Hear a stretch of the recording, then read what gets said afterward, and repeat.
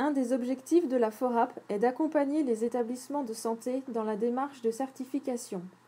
Dans ce cadre, un groupe de travail national constitué de représentants de chaque structure régionale d'appui a rédigé un manuel d'aide au déploiement des outils d'analyse processus.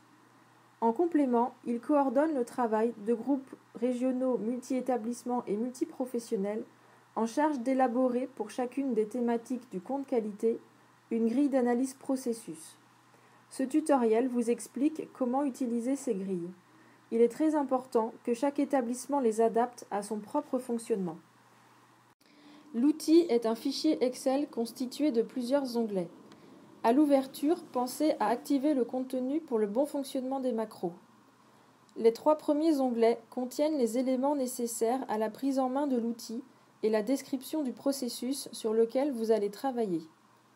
Les 3 suivants constituent le cœur de l'outil. L'onglet Grille est celui sur lequel vous allez essentiellement travailler en vous appuyant si besoin sur l'onglet Échelle et Indicateurs. L'onglet Indicateurs est facultatif. Il peut vous permettre d'identifier des indicateurs pouvant être intéressants dans le compte qualité. Vous avez ensuite 3 onglets qui vont vous aider à prioriser vos risques et à communiquer sur votre travail grâce à des graphiques et des tableaux synthétiques. Enfin, les 2 derniers onglets vont vous permettre de faire le lien avec la démarche globale de votre établissement, compte qualité et plan d'action. Sur l'onglet Page de garde, vous avez notamment accès au manuel d'aide au déploiement des outils d'analyse processus en double-cliquant sur l'icône Word. Vous pouvez intégrer, si vous le souhaitez, la fiche d'identité du processus, en l'insérant comme objet. Le guide d'utilisation. Consultez ce guide avant de commencer à utiliser l'outil. Vous y retrouverez la description de l'outil, la définition des termes utilisés et, très important, les consignes techniques pour éviter de faire une manipulation qui pourrait bloquer le fichier. Attention notamment à ce qui est indiqué en orange. La présentation du processus. Cette partie est totalement adaptable et modifiable en fonction de votre établissement. Vous pouvez conserver l'exemple de description proposé ou insérer votre description, texte ou image. Vous avez 3 types de colonnes. Premier type, les colonnes que vous devrez adapter ou compléter. Il est important de vous approprier l'outil et le renseigner en cohérence avec l'organisation de votre établissement. Vous ne pouvez pas supprimer les colonnes ou modifier leurs intitulés. Par contre, vous pouvez ajouter ou supprimer des lignes. Deuxième type, les colonnes orangées qui se remplissent de manière automatique.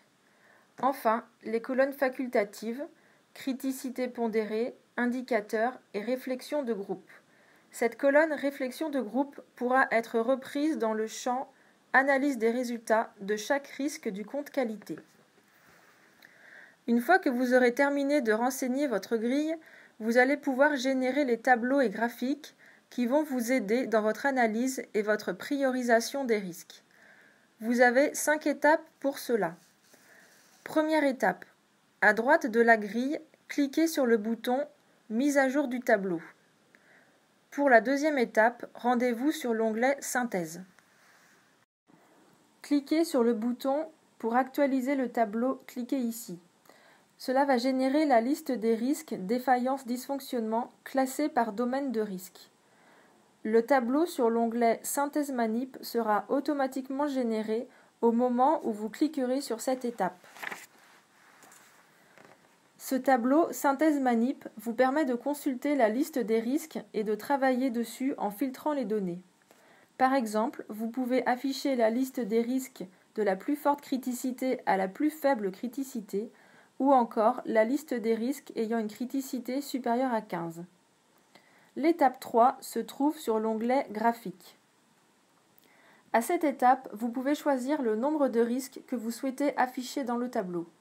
Par exemple 4, ce qui vous permettra d'avoir la liste des 4 risques, ou plus s'il y a des ex-aequo, avec la criticité la plus élevée et le niveau de maîtrise le plus faible, c'est-à-dire les risques sur lesquels vous allez devoir travailler en priorité. Ces risques seront représentés automatiquement sur le diagramme de Farmer à droite de l'écran. L'étape 4 vous permet de générer le tableau synthétique listant l'ensemble des domaines de risque de votre analyse. Cette page, une fois générée, est très visuelle et peut vous servir pour communiquer au sein de votre établissement. Pour l'étape 5, vous devez retourner sur l'onglet Grille.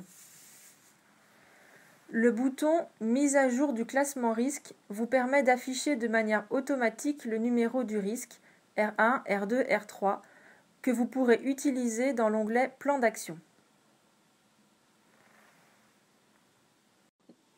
Pour finir, les deux derniers onglets sont, comme nous l'avons précisé au début du tutoriel, des éléments qui vont vous permettre de faire le lien avec la démarche globale de l'établissement. L'onglet « Analyse des résultats ».